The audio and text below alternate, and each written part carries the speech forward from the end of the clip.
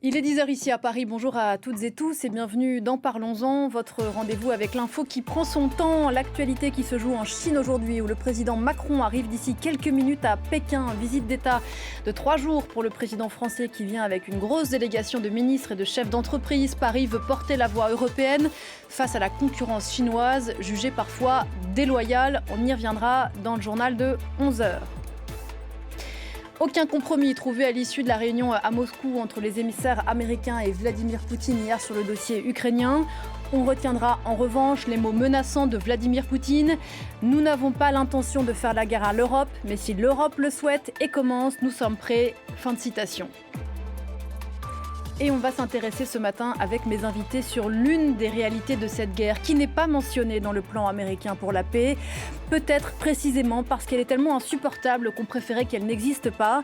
La question des enfants ukrainiens volés, enlevés par la Russie depuis février 2022. Les chiffres officiels parlent de 20 000 enfants, mais ils sont probablement beaucoup plus. Ces mineurs arrachés à leur vie et aux leurs pour alimenter la machine à idéologie russe. Que vont devenir ces enfants? Vont-ils un jour retrouver leur pays? Pourquoi leur sort est-il absent des discussions de haut niveau? Enfants ukrainiens volés, enfants oubliés? Question posée aujourd'hui à mes deux invités, Faustine Vincent et Manon Bachelot. Bonjour à toutes les deux, merci d'être là.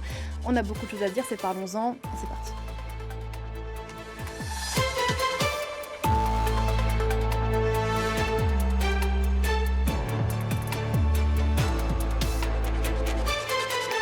Faustine Vincent.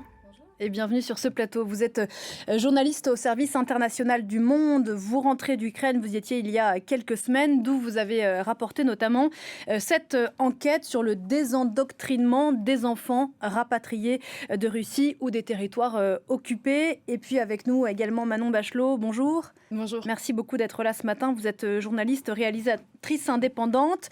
Vous avez réalisé Ukraine sur la piste des enfants volés, qui est à revoir toujours en replay sur le site de la chaîne publique franco-allemande Arte. C'était lundi au Quai d'Orsay, la première dame ukrainienne, Olena Zelenska, venue à Paris avec son mari, racontait à la tribune son combat, celui du retour des enfants enlevés par la Russie depuis le début de l'invasion à grande échelle de l'Ukraine en février 2022.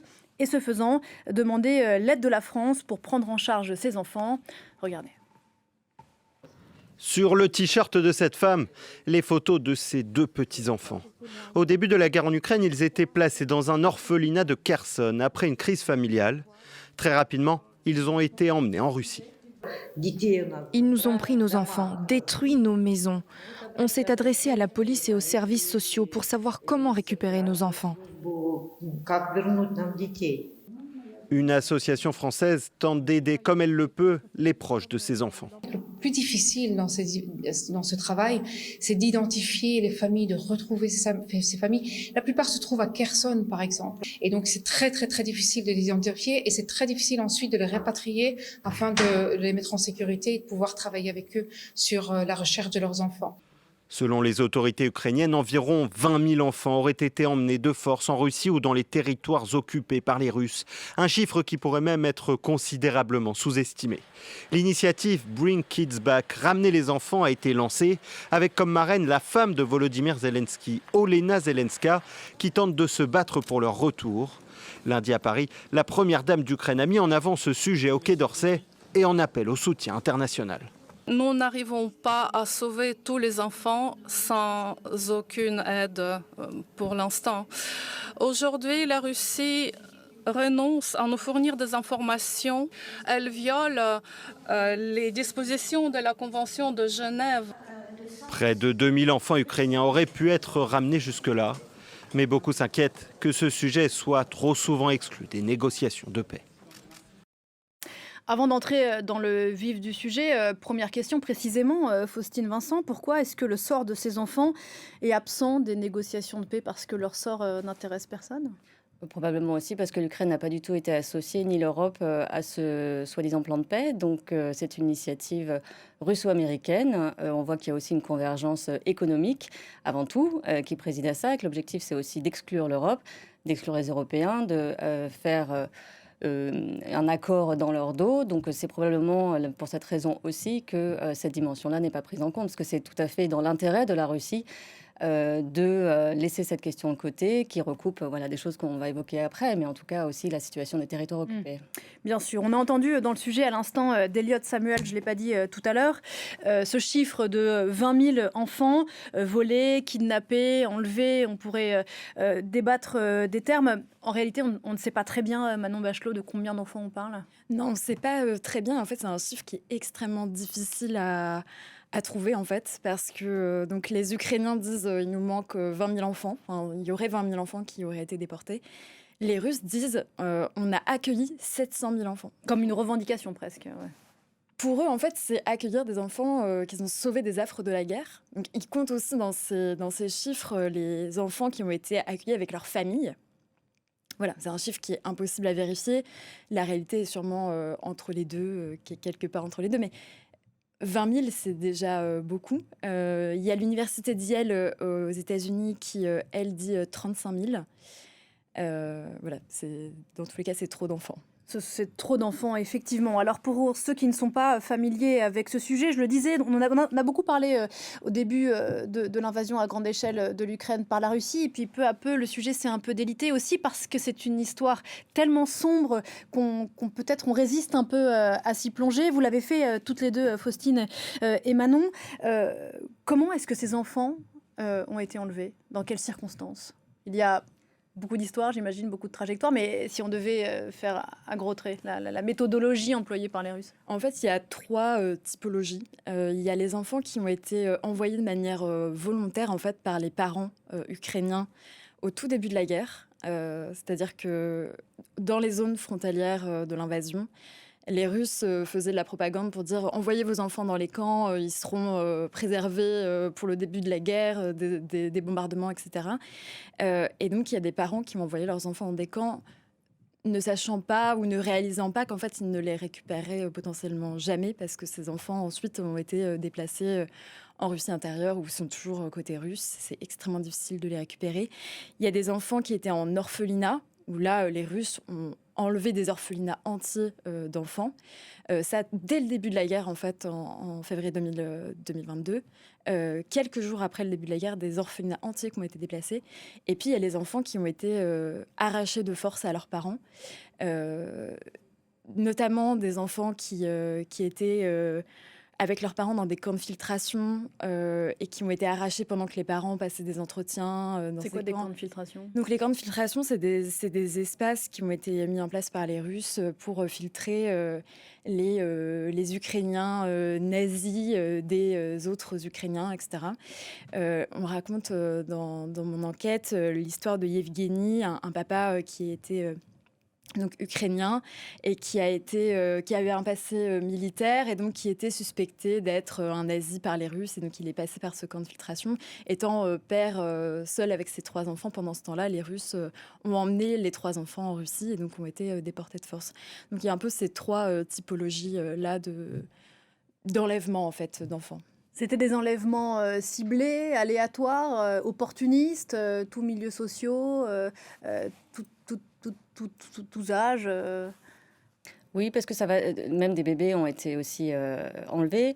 Après, juste une précision sur les camps de filtration. Aujourd'hui, tous les Ukrainiens sont censés passer par ces camps de filtration pour se déplacer sur les territoires. La Russie a vraiment instauré tout un système pour filtrer au compte-gouttes ceux qui souhaitent en sortir. Vous parlez des territoires occupés? Je parle des territoires occupés parce que c'est de là aussi qu'ont été pris ces enfants.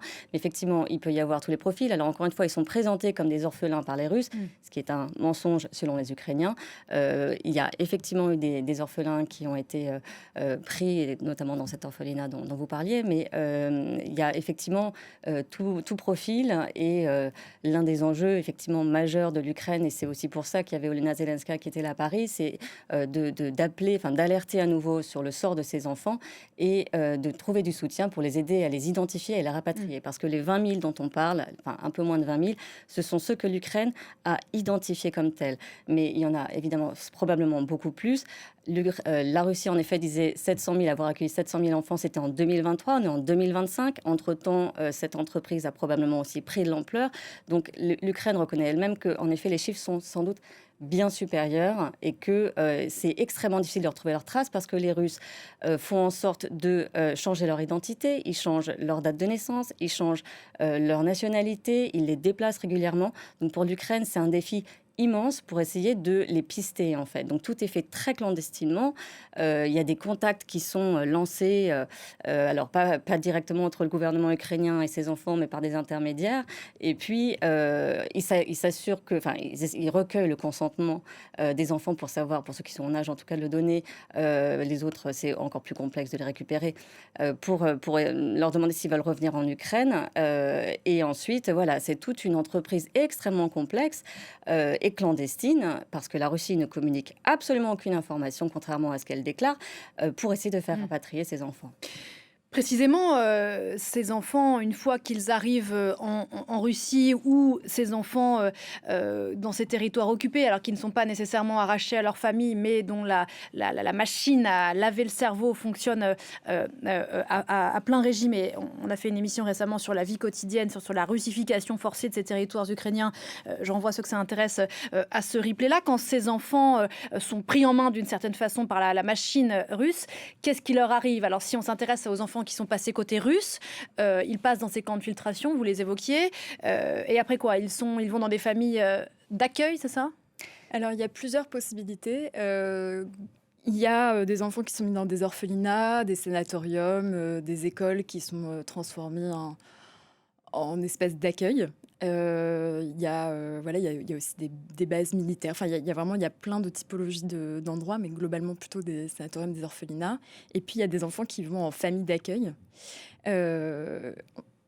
Est-ce qu'on leur laisse le choix de l'orphelinat ou la famille d'accueil? C'est pas extrêmement clair.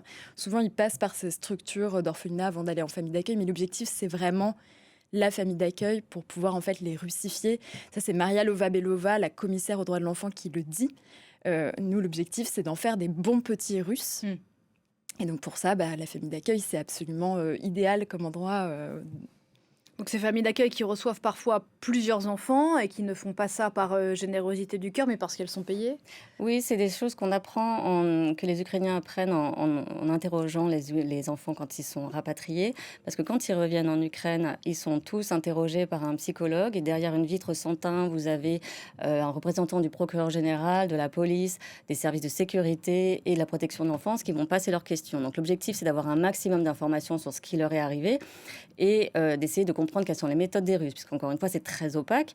Et ce qu'on apprend à la lumière de ces entretiens, moi je me suis entretenue avec une psychologue qui a mené une 50aine d'entretiens avec ses enfants, c'est que ceux qui ont été placés dans des familles d'accueil ont été, pour la plupart, voire l'écrasante majorité, victimes d'abus, de violences, de menaces, et que ces familles le faisaient pour des raisons avant tout pécuniaires, parce qu'ils touchaient l'équivalent de $200 par mois.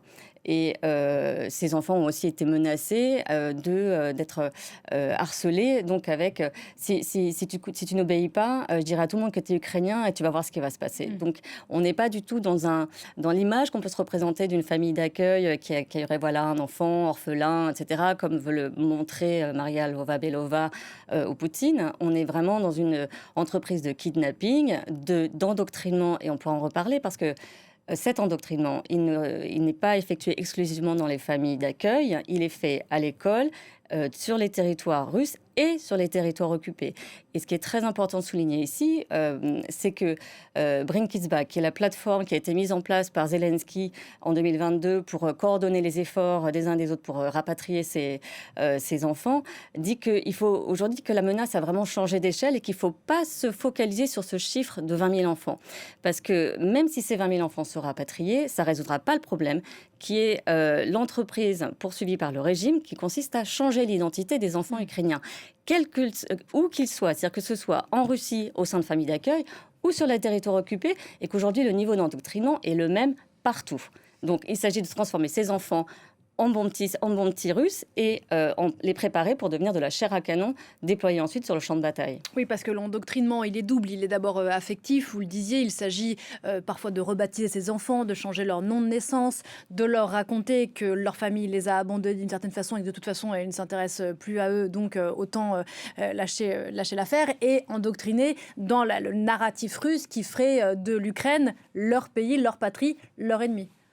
Oui, c'est ce qu'on peut voir. Moi, ce que j'ai vu à travers les réseaux sociaux russes, j'ai pu retrouver notamment 2 frères qui ont été déportés dans un orphelinat en Bachkirie. Et en fait, sur les réseaux sociaux, on peut voir les cours auxquels ils assistent tous les jours, les entraînements, le fait qu'ils testent des armes, qu'ils suivent des cours patriotiques. Et en fait, on voit au quotidien tout ce qui se met en place pour en fait en faire des bons petits Russes. Et donc ça, cette enquête, c'était il y a 2 ans. En vue de la préparation de cette émission, j'ai regardé ce qu'étaient devenus ces enfants. Et pour l'un, il a été adopté par une famille russe et il a changé de nom. Donc en fait, aujourd'hui, si l'Ukraine veut récupérer ses enfants, comment faire en fait ? Enfin, comment est-ce possible de les retrouver quand ils ont changé de nom, quand ils sont perdus au milieu de la Russie et que c'est impossible de les retrouver ? D'autant qu'en plus, c'est des enfants qui ont 7-8 ans. On sait que c'est un âge où ils sont encore malléables, ils sont encore petits. Quand on a subi pendant 2 ans des cours d'endoctrinement, est-ce qu'ils se rappellent qu'ils sont ukrainiens ? Est-ce qu'ils veulent retourner en Ukraine ? C'est des questions qui sont extrêmement compliquées. Et pardon, oui, allez-y. Mais justement, l'Ukraine est très consciente que pour les plus jeunes, l'entreprise de rapatriement est quasiment impossible parce qu'effectivement, ils savent même pas en fait qu'ils sont ukrainiens.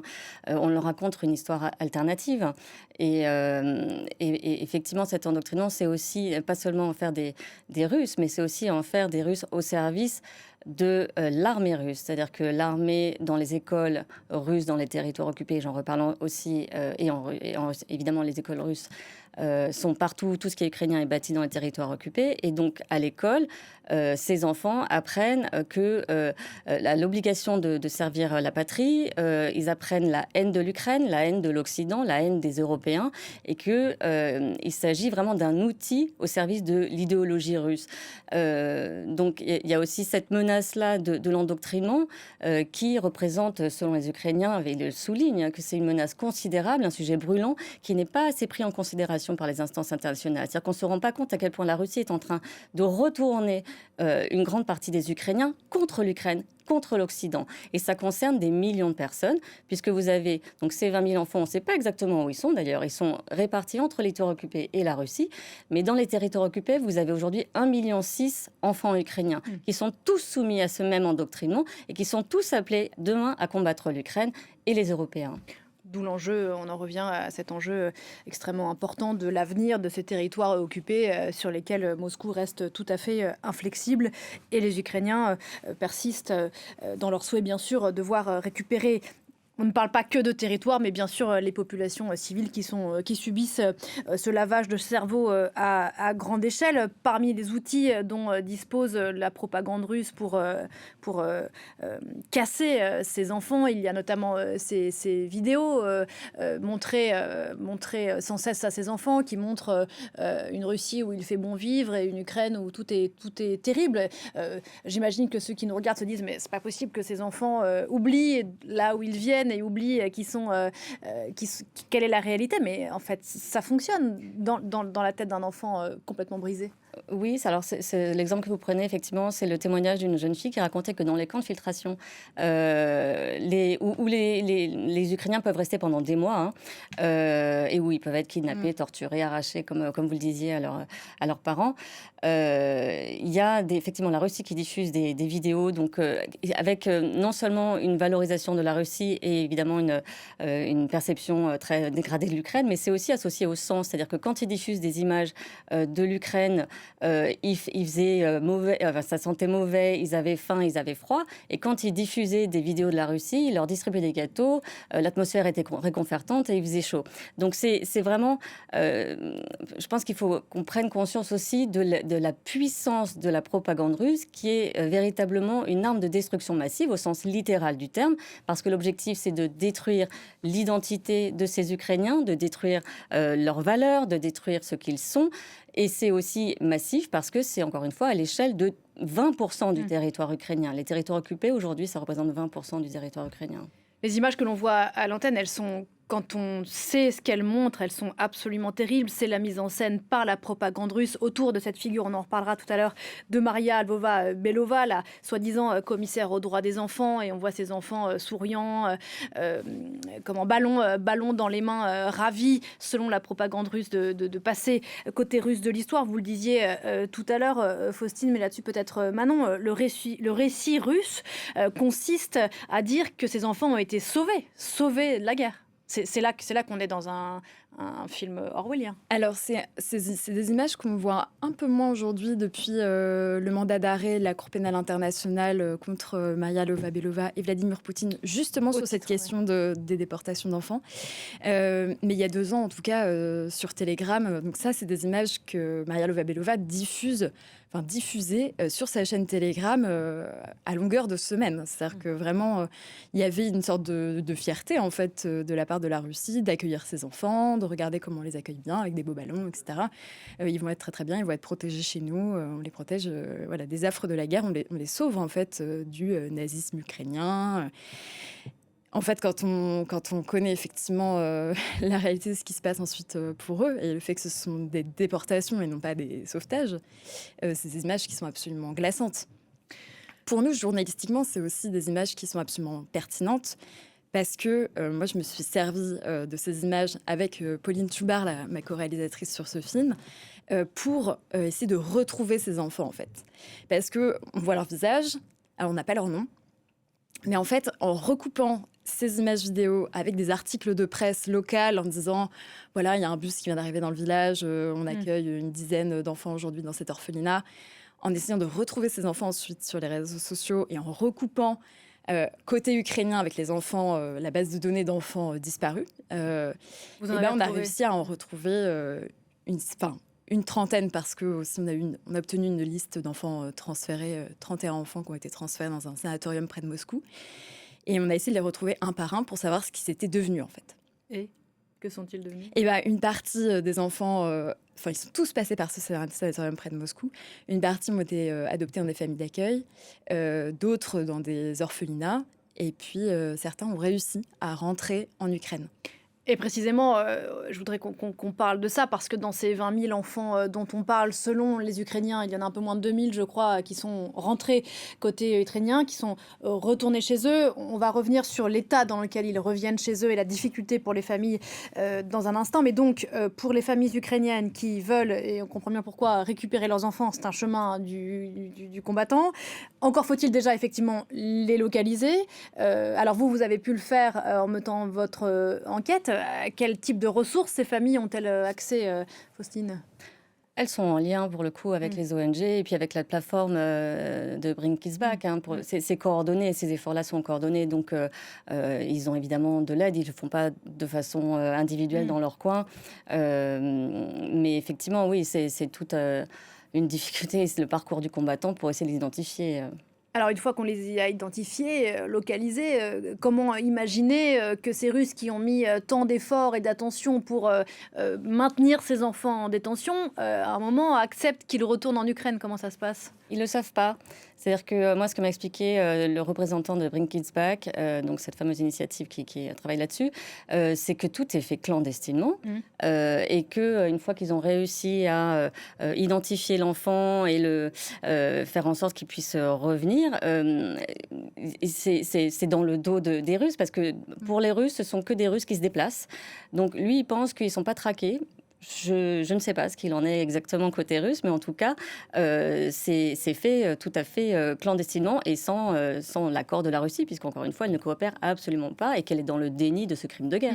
C'est-à-dire qu'il y a des chemins qui s'opèrent, on raconte une histoire à la famille d'accueil et on récupère l'enfant chemin faisant. Comment ça se passe ? En fait, c'est extrêmement compliqué. Il y a une sorte de réseau clandestin d'aide en Russie qui est en lien avec ces ONG en Ukraine, notamment Save Ukraine, qui rapatrie ces enfants, qui essaye de les rapatrier. Parce qu'il faut forcément des relais en Russie, sinon ça. Mais c'est un parcours absolument quasi impossible, en fait. C'est vraiment très, très difficile. Il y a des négociations un peu au cas par cas entre des familles et les autorités russes. Mais il faut prouver, il faut montrer les documents, etc. Ce qui n'est pas forcément facile quand on a dû quitter son logement dans la précipitation parce que c'est la guerre et qu'on n'a pas retrouvé le livret de famille qui prouve que.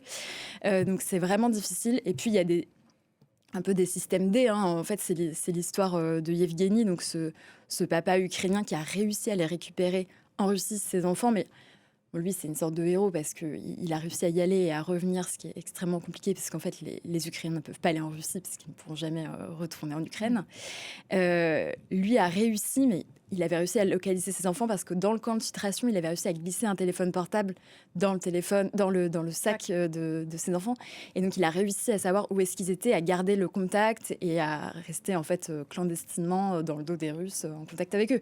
Mais c'est extrêmement compliqué. Il y a aussi l'histoire de Bogdan Ermokin, qui est un enfant, un adolescent en fait de Mariupol, qui était dans un orphelinat de Mariupol, qui a été déporté aussi dans ce sanatorium à Moscou.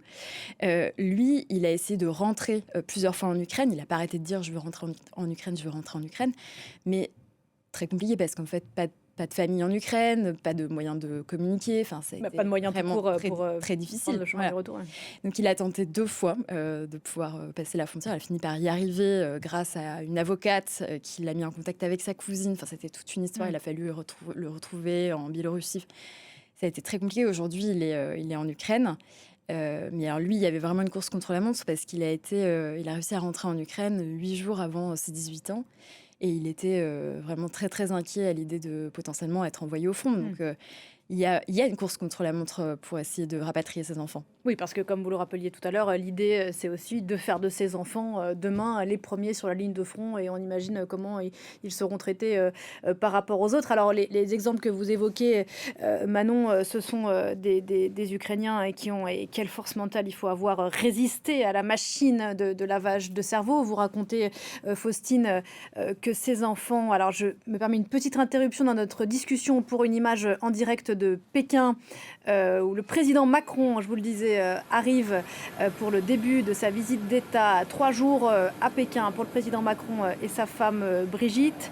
C'est la 4e visite d'État du président français en Chine depuis le début de son premier mandat.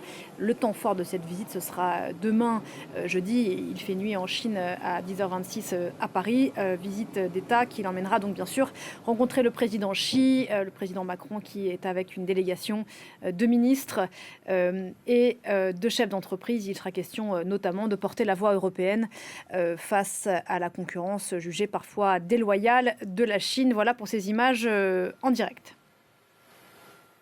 On reprend donc le fil de cette discussion. Donc on évoquait le cas de ces 2 Ukrainiens, ces jeunes qui ont résisté à la machine à laver le cerveau russe et qui ont réussi, bon an, mal an, à rentrer chez eux. Vous racontez, Faustine, que ces gamins... les quelques qui ont pu rentrer sont comme des gens qui sortent d'une secte. Et certains d'entre eux ne voulaient pas rentrer. Il faut les convaincre que c'est la bonne option pour eux, que leur famille, ou en tout cas ceux qui restent, ne leur veulent pas de mal et que leur place est en Ukraine. C'est ce que raconte notamment une jeune femme que j'ai rencontrée, effectivement, qui elle-même a été... obligée d'aller en Russie. Alors, elle était majeure, donc c'est un peu différent, mais son petit frère lui a été envoyé dans un soi-disant camp d'été avant d'être transféré en Russie et confié à une famille d'accueil.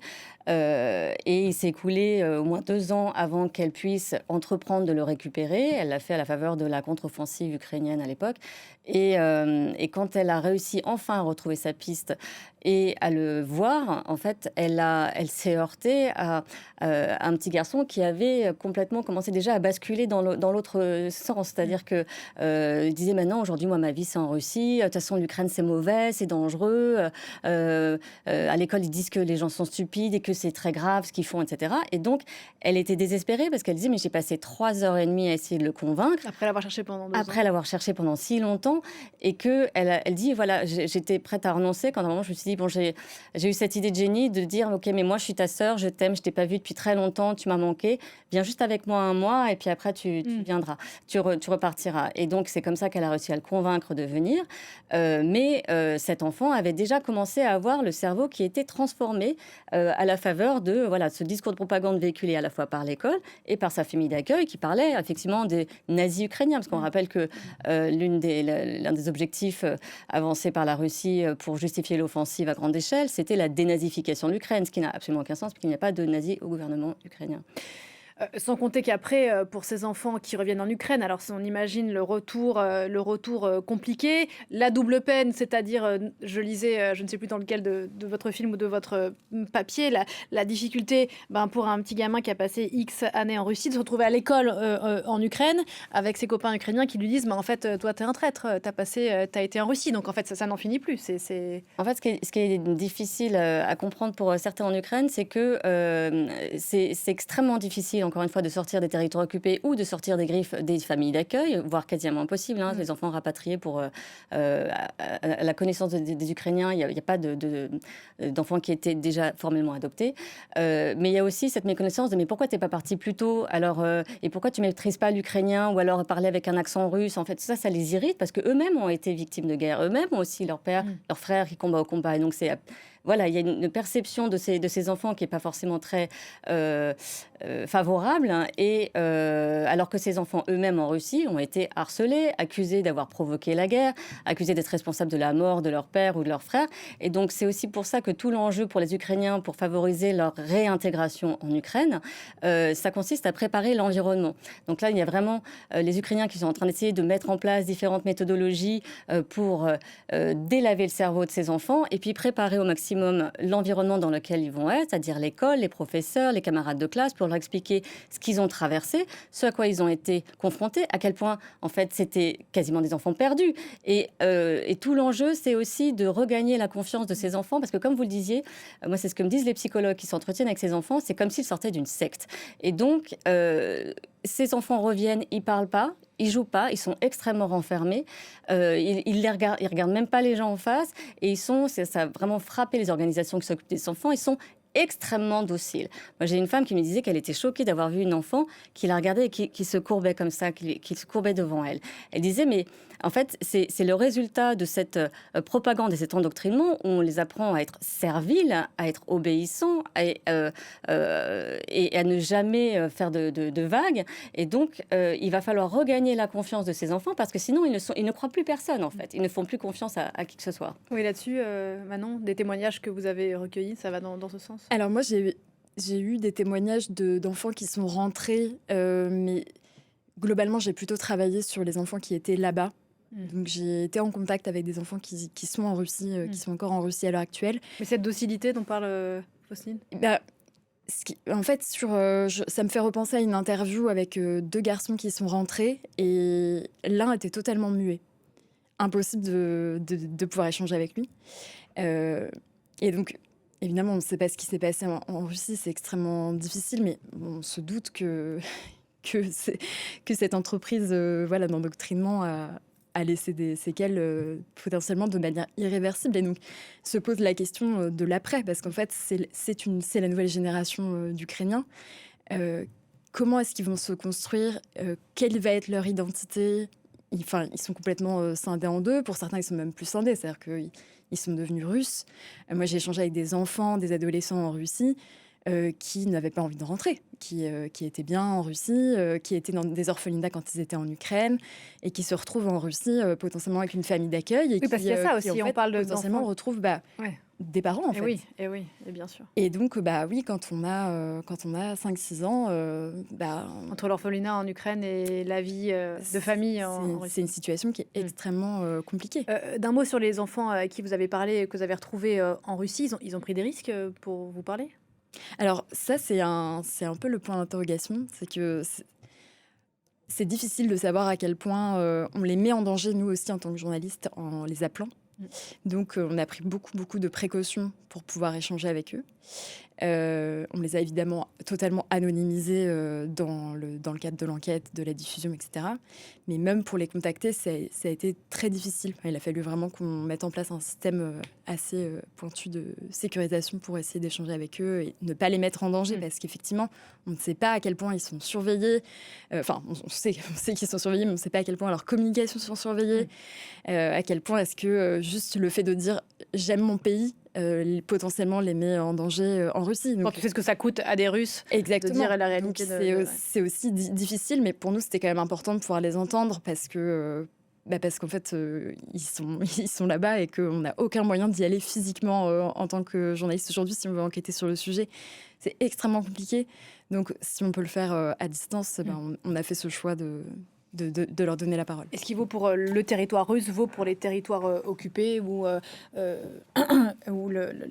ne peut pas se rendre dans les territoires occupés où je pense à une de nos consoeurs qui a été tuée précisément parce qu'elle essayait d'enquêter sur ce sujet. Les Ukrainiens, vous le disiez, Faustine, savent que le temps joue contre eux. Plus la guerre dure, plus ces enfants demain pourront être emmenés sur le front et plus il est difficile de retrouver leurs traces et de les ramener à la vie d'avant. Vous évoquez dans votre enquête pour Le Monde cette initiative, une récolte ADN auprès des familles. Vous allez nous expliquer comment ça se passe, qui se disent, bon, si on n'y arrive pas maintenant, un jour peut-être, et ces enfants sauront la vérité forcément, c'est ça ? Oui, parce que l'enjeu de l'Ukraine, c'est non seulement de retrouver leurs traces, mais aussi de documenter ces crimes et de pouvoir prouver ce qui s'est passé, si ce n'est pas aujourd'hui, demain, après-demain, dans 10 ans. Et donc, ils ont lancé une campagne nationale au printemps qui consiste effectivement à recueillir l'ADN des familles des enfants qui ont été déportés ou transférés de force à l'intérieur des territoires occupés pour constituer une base de données et que si ces enfants reviennent dans 10 ans, dans 20 ans ou dans 30 ans, qu'ils puissent être identifiés et que l'Ukraine puisse prouver ce qui s'est passé et que ces Ukrainiens découvrent leur vraie histoire. Parce que comme le disait Manon, effectivement, le temps joue contre les Ukrainiens aussi parce que plus ils grandissent et plus, en fait, ils n'ont même aucune idée de leur histoire précédente puisqu'il s'agit, enfin, la Russie reformate, mais comme avec violence, avec la coercition, avec toute une panoplie d'instruments, avec cet objectif de renverser ces enfants, effacer leur histoire, effacer l'identité ukrainienne qui est au cœur de cette guerre.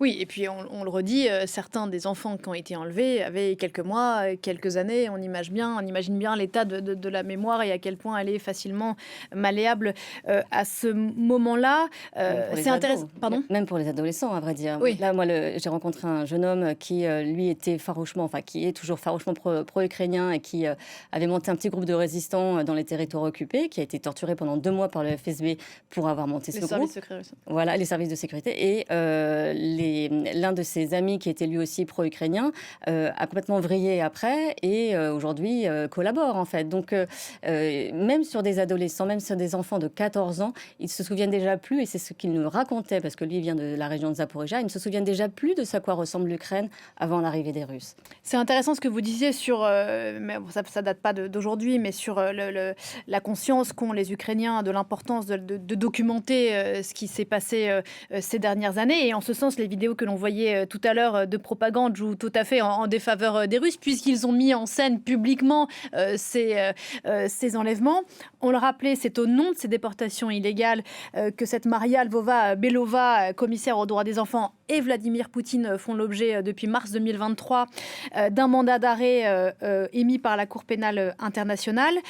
Précisément, dans le plan de paix américain, il est question de l'amnistie de Vladimir Poutine. Je ne sais pas s'il est précisé le sort de Maria Lvova-Belova, mais tous les crimes de guerre. Voilà, donc il y a urgence aussi à inscrire cette réalité-là dans le marbre, d'une certaine façon, Manon. Absolument, parce que s'il y a amnistie, ça veut dire que les auteurs de ces crimes, de ces déportations, ne seront pas poursuivis. Donc en fait, il y a vraiment urgence à ce que on parle de ce sujet, de déportation des enfants, et qu'on en fasse une priorité. C'est l'université de Yale qui enquête sur ces déportations depuis 2 ans maintenant, qui dit que c'est le plus grand kidnapping d'enfants depuis la Seconde Guerre mondiale. C'est un sujet absolument central qui devrait être au cœur des discussions du plan de paix, et on n'en parle absolument pas. Un petit truc intéressant aussi, savoir sur cette université qui en effet, enfin ce laboratoire humanitaire de l'université de Yale qui est très en pointe sur ce dossier depuis le début, c'est que l'administration américaine lui a coupé les fonds et que le laboratoire a sonné l'alerte. Il a sorti un dernier rapport en septembre où il établit le fait qu'il y ait 210 établissements répartis à travers les territoires occupés de la Russie où sont endoctrinés ces enfants qui ont été kidnappés. Et moi, le DG m'expliquait que c'est peut-être leur dernier rapport parce qu'ils ont de quoi tenir jusqu'à Noël et après c'est fini. Et l'explication qu'il leur a avancée, c'est que en fait, ça pourrait contrarier les négociations de paix avec la Russie. Donc l'objectif, c'est aussi d'évacuer cette question-là parce qu'il s'agit de conclure un deal avec les Russes. Parce que ce que montre aussi ce rapport et qui est très intéressant, c'est que non seulement il y a de l'endoctrinement, mais il y a aussi de la militarisation. Et ça, c'est plus récent, c'est qu'en fait, on entraîne ces enfants à devenir des soldats. On les entraîne à fabriquer des drones. Enfin, je veux dire, on a passé l'étape de l'endoctrinement, est-ce que oui ou non on va les envoyer au front, etc. Là, ça y est, enfin, je veux dire, ça a été documenté. On militarise dans certains endroits, je crois que c'est dans 18% des lieux de déportation. Ces enfants sont entraînés à aller au combat. Comme tous les enfants ukrainiens qui sont dans les territoires occupés, parce que je rappelle encore une fois que, comme le disait Brinkisbach, il ne faut pas se focaliser sur ces 20 000 enfants parce que ça concerne tous les enfants ukrainiens qui sont tous endoctrinés au même niveau aujourd'hui, où qu'ils soient. Et en effet, comme vous le disiez, cette militarisation, elle est aussi à l'école, dès l'école primaire. C'est-à-dire que c'est vraiment une première étape vers cet objectif qui est d'entrer dans l'armée russe et après se dresser contre l'Ukraine et l'Occident, qui sont décrits comme des menaces existentielles qu'il faut éradiquer dans les manuels scolaires. 1,5 million d'enfants, vous le rappeliez, dans ces territoires russes occupés. L'importance de documenter ce qu'il se passe, le droit international, s'il survit aux années compliquées que l'on est en train d'assister, qualifiera un jour ce qui s'est passé. Vous parliez du plus grand enlèvement massif d'enfants depuis la fin de la Seconde Guerre mondiale. On pourrait parler aussi de la situation dans d'autres pays. Je pense au Nigeria récemment. C'est un autre sujet. C'est quoi en fait? C'est un ethnicide, ce qui se passe avec ces enfants ukrainiens. Vous parliez du fondement existentiel, en fait, de cette... Les Ukrainiens dénoncent un génocide. C'est bien pour ça qu'ils parlent des intentions génocidaires de la Russie et qu'ils s'attellent à essayer de démontrer. Alors après, on sait à quel point c'est compliqué ici de l'établir, que ça doit être documenté, que ça doit être... Et c'est bien pour ça aussi qu'ils s'attachent à documenter chaque crime de guerre. Et c'est la justice, in fine, qui tranchera. Mais en tout cas, eux, à ce titre-là, puisqu'il s'agit d'éradiquer l'identité ukrainienne, ça correspond effectivement à l'un des articles du crime de génocide. Oui, l'identité ukrainienne, c'est bien ça dont il est question. C'est tout à fait ça dont il est question. Aujourd'hui, il y a tous les rapports qui nous montrent, des enquêtes. Tous les faits montrent qu'il y a volonté de détruire l'identité ukrainienne, il y a volonté d'adopter ces enfants, d'en faire des bons petits Russes, peut-être prochainement de les envoyer au front. Tout est là, tout est devant nos yeux, en fait. Donc, Et puis, la Russie le clame, en fait. La Russie n'a jamais reconnu l'indépendance de l'Ukraine. Elle considère que c'est une création artificielle. Donc, c'est même pas comme si c'était dissimulé, en fait. C'est parfaitement assumé. Maria Lvova-Belova explique que les enfants qui parlaient encore ukrainien ou qui avaient encore des réflexes ukrainiens, heureusement, ils ont pu être redressés. Et maintenant, c'est bon, ils sont bien russes comme il faut. Quand Olena Zelenska, la femme de Zelensky, est venue à Paris en début de semaine, elle a demandé l'aide de la France, je le disais au début de l'émission, pour prendre en charge ces enfants. Je crois qu'il y a des centres ici en France, ou en tout cas des organismes qui aident au retour à la vie, j'allais dire, de ces enfants ukrainiens là-dessus. Alors ça, moi je ne sais pas trop là-dessus, parce que je n'ai pas travaillé sur le sujet, mais effectivement, il était question de solliciter davantage d'aide, et il y a une solidarité qui se met en place. La France fait partie de cette coalition de Brinkisbach pour aider le rapatriement et la réhabilitation, et donc dans le cas de cette réhabilitation, il y a effectivement cet accompagnement qui peut être, si effectivement les Français disaient qu'ils allaient former des psychologues notamment, ou qu'ils allaient pouvoir accompagner dans la formation de professionnels pour aider ces enfants à être réintégrés. Manon, oui, là-dessus. Moi, non, vous n'avez pas travaillé là-dessus, mais sur peut-être, vous le savez, sur les familles, les 18 000 familles qui n'ont pas récupéré leurs enfants, elles ne, évidemment, lâcheront jamais et se battront jusqu'à ce que leurs enfants rentrent chez eux. Je pense que oui, bien évidemment, dans tous les cas, l'Ukraine va se battre et continuera à se battre depuis le début pour essayer de récupérer ses enfants. Il y a vraiment une course contre la montre pour les récupérer. Ça fait déjà trop longtemps qu'ils sont là-bas. Et chaque minute qui passe, c'est de l'endoctrinement, de la russification et potentiellement de l'oubli pour ces enfants. Donc il y a vraiment un enjeu à les récupérer le plus vite possible. Et on est à 1800 enfants récupérés sur 19 000 et peut-être beaucoup plus qui sont encore là-bas. C'est beaucoup trop peu vu l'état de la situation. Oui, c'est une vraie course contre la montre, comme vous le disiez, sachant que les Ukrainiens disent qu'à 18 ans, tous ces enfants seront enrôlés dans l'armée russe. Et vous avez déjà aujourd'hui des Ukrainiens qui ont été russifiés, à qui on a obligé d'apprendre la nationalité russe et à être enrôlés, qui sont retrouvés morts ou vifs sur le champ de bataille en Ukraine. Oui, ça c'est documenté, ça. Contrairement, oui, voilà, moi j'ai travaillé aussi là-dessus et je me suis entretenue avec l'ombudsman ukrainien qui nous a expliqué qu'il y avait aujourd'hui 25% des prisonniers de guerre aux mains de Kiev, qui sont en réalité des Ukrainiens des territoires occupés. Donc le sort aussi de ces enfants est appelé à être exactement le même. Donc c'est aussi en ce sens que, au-delà de la dimension humanitaire, de la tragédie, des traumatismes, etc., il y a aussi cette dimension d'ordre sécuritaire qui constitue aussi un crime de guerre que l'Ukraine s'attache à documenter. Merci infiniment à toutes les deux d'avoir participé à cette discussion. On le disait, sujet qui, malgré tout ce qu'on vient de dire, est absent à ce stade des discussions entre Américains et Russes sur le sort de l'Ukraine. Faustine Vincent, on vous lit dans Le Monde, et notamment donc cette enquête sur le désendoctrinement des enfants rapatriés de Russie ou des territoires occupés. Merci beaucoup d'être venu ce matin sur ce plateau. Manon Bachelot, on voit l'affiche de votre film. Il date de quelques mois, mais il est toujours visible sur Arte, Ukraine, sur la piste des enfants volés. Merci infiniment. Parlons en continu. Dans un quart d'heure, on reprendra le fil de l'actualité internationale et de la visite, on l'a croisé tout à l'heure, d'Emmanuel Macron à Pékin. À tout à l'heure.